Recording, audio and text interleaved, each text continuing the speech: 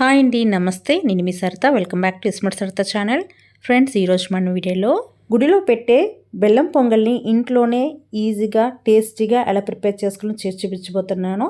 ఎంతో కమ్మగా ఉండే ఈ బెల్లం పొంగల్ని పక్కా కొలతలతో తయారు చేసుకుంటే అమృతంలా ఉంటుంది.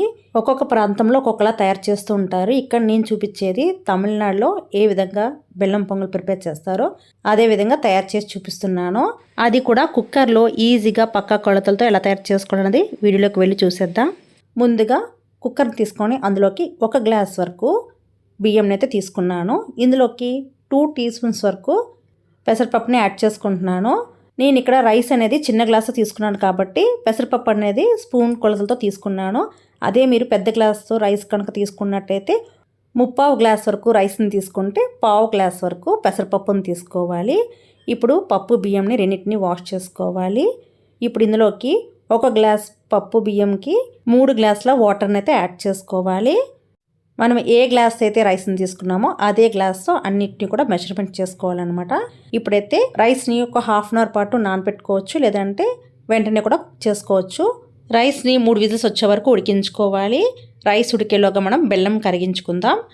ఇక్కడ నేను 1 గ్లాస్ రైస్కి 2 గ్లాసుల వరకు తురిమిన బెల్లం తీసుకుంటున్నాను. ఇది కరెక్ట్గా సరిపోతుంది స్వీట్ అనేది. ఇప్పుడు ఇందులోకి 1/2 గ్లాస్ వరకు వాటర్ని యాడ్ చేసుకోవాలి. ఇప్పుడు ఈ గిన్నెని స్టవ్ పైన పెట్టుకొని బెల్లంని పూర్తిగా కరిగించుకోవాలి.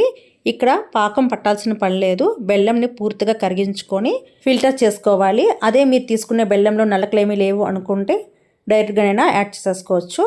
ఇప్పుడైతే బెల్లం అయితే చక్కగా కరిగిపోయింది, పక్కన పెట్టేసుకోవాలి. ఇప్పుడు రైస్ కూడా ఉడికిపోయింది. ప్రెషర్ అంతా దిగిన తర్వాత ఇప్పుడు మూత ఓపెన్ చేసుకొని రైస్ని ఒకసారి కలుపుకోవాలి.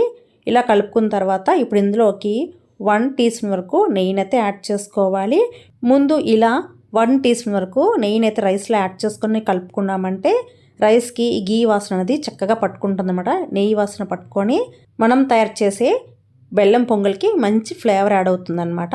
ఇప్పుడైతే రైస్ని ఒకసారి చక్కగా మెదిపేసుకోవాలి. ఇలా మెదుపుకున్న తర్వాత ఇప్పుడు ఇందులోకి ముందుగా కరిగించి పెట్టుకున్న బెల్లం వాటర్ని అయితే యాడ్ చేసేసుకోవాలి. చక్కగా ఇలా యాడ్ చేసుకున్న తర్వాత అంతా కూడా ఒకసారి కలుపుకోవాలి.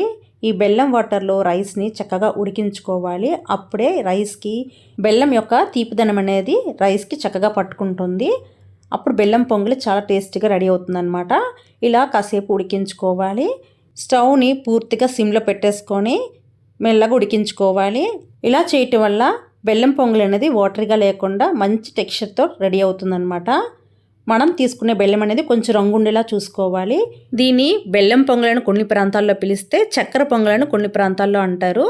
అయితే ఈ బెల్లం పొంగల్ని తయారు చేసుకునేటప్పుడు మనం తీసుకోవాల్సిన బెల్లం అనేది ఇలా రంగుగా ఉండాలన్నమాట. ఇలా ఈ రంగు ఉన్న బెల్లం తీసుకొని తయారు చేసుకున్నామంటే మంచి కలర్, టెక్స్చర్, అలాగే టేస్ట్ కూడా చాలా బాగుంటుంది.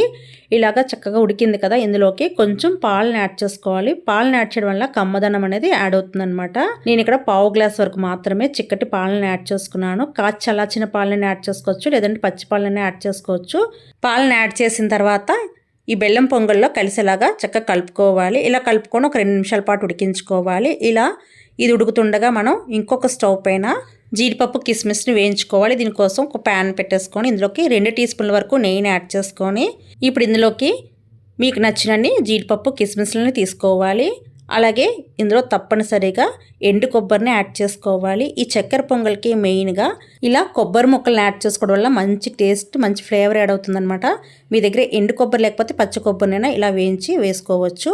ఉడుకుతున్న ఈ చక్కెర పొంగల్లో నెయ్యితో సహా జీడిపప్పు, కిస్మిస్, కొబ్బరిని యాడ్ చేసి చక్కగా కలిపేసుకోవాలి.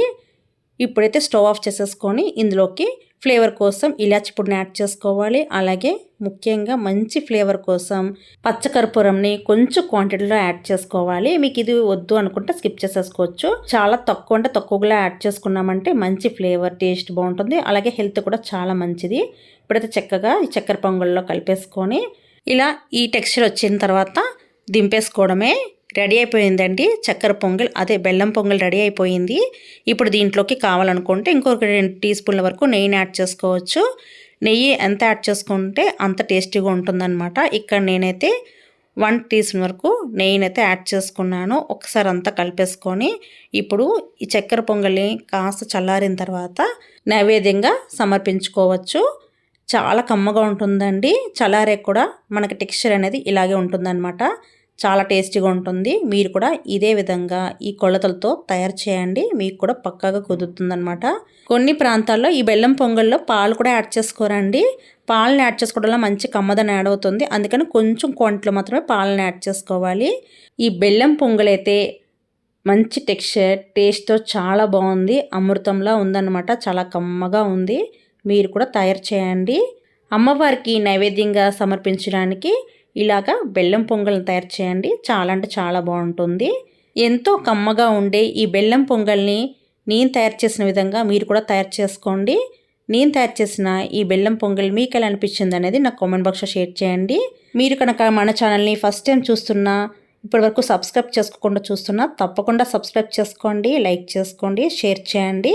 మరిన్ని టేస్టీ అండ్ హెల్దీ రెసిపీస్ కోసం నా ఛానల్ని వాచ్ చేస్తుండండి. మరొక మంచి వీడియోతో మళ్ళీ కలుసుకుందాం. Till then thanks for watching this video and bye.